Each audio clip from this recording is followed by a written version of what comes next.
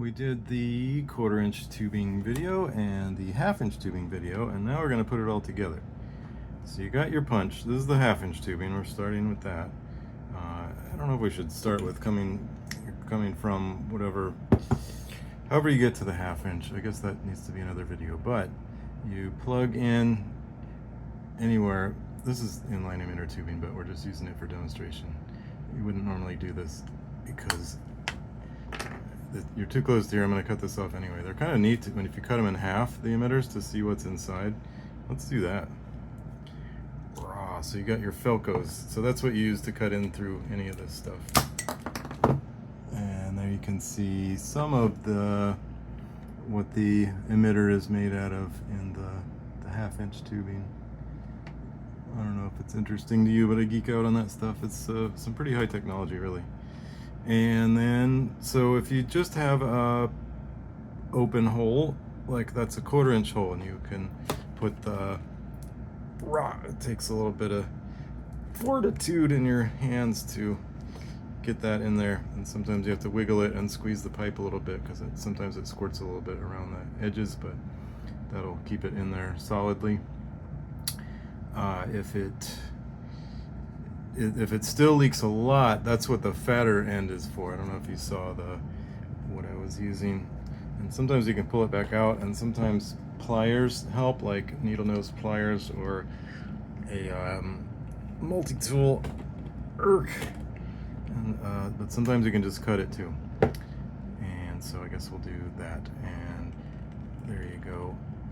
Actually, I'm going to show you several secret cuts of how to trade secrets, how to work with this stuff on a more advanced level than maybe anybody else can show you. But that's the 1/4 inch.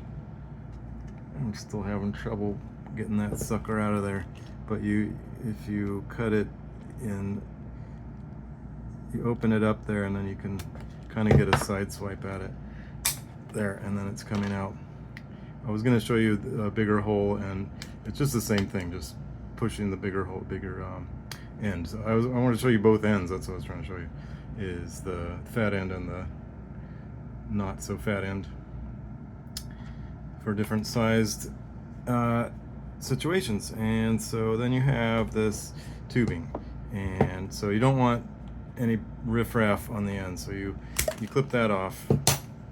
And then you saw my parts here. These are connectors, and you can see they're two different kinds of connectors.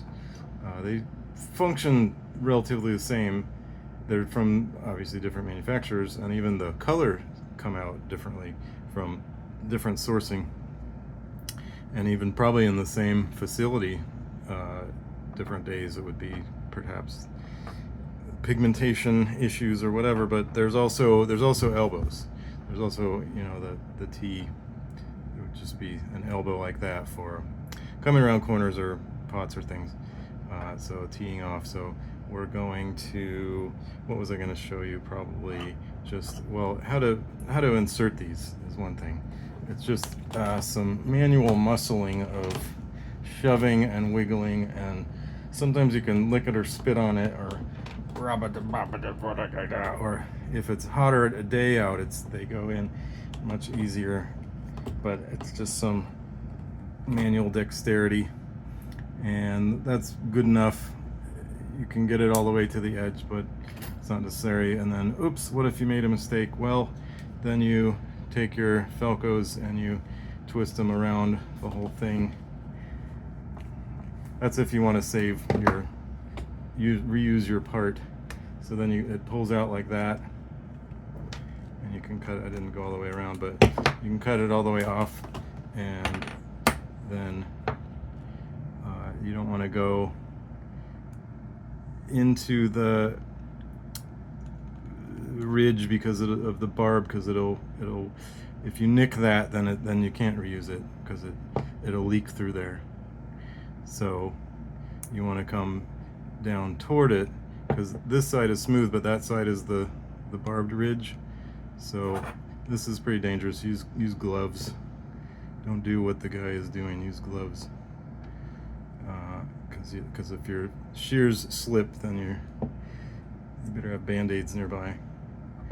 But that's how you do it. You work the blade in there until the 1/2-inch tubing is cut off of there, and then you can reuse that piece. And for 1/4 inch, if you make a mistake, here we'll go through the whole thing.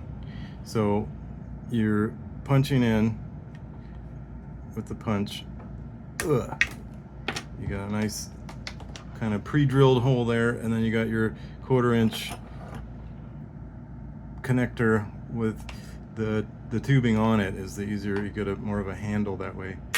Boom, and then so you're in there nice and tight, and then whatever emitters or emitter line or different configurations from there should be nice and solid. Or some people find it easier to shove an elbow or a T into the tubing, because you have a little bit of leverage on the end of it. Or you can use a multi-tool or needle nose pliers or any kind of pliers to get a good decent grip on these things, to be able to shove them in. Gives you more leverage. And then if you made a mistake, these they also, you can pull them out fairly easily. And oops, if you made a mistake on the 1/4-inch and you wanted to reuse that part for something else, this is another trade secret of how to do that, is to go at an angle and you cut in a little swipe off of there, and then you pull that right back out. And then of course you want to remove the damaged end. You want a nice square flush seated possibility there. So that's the 1/4-inch. Did we do, that's I guess the whole system. Punching in, connecting on, removing that if you made a mistake, wiggling these together, whether it's the T's or the connectors, wiggle, just heat. Don't really use like a lighter. I guess you could use a lighter, but not too much, just gentle heat if it's really too hard, because you don't want to melt it. Then it's a mess. But on hot days it's good, or like in the cold it's really almost impossible. And then this is what the other thing I meant to show you, and I mentioned in the other video, I found some jute stakes or staples. So these are great for holding the line down. They just shove into the soil, sometimes at an angle. Sometimes you need like two if it's like hard ground and you do it at opposite directions.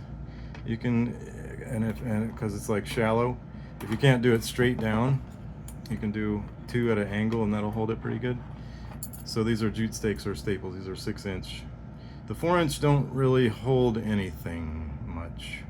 Sometimes the 1/4-inch, but the 6-inch will do just fine too in pots. So the 6-inch will work on either one and both. So I'll link those in the description. Very handy. The jute stakes or landscape staples, I think they have probably a few other names.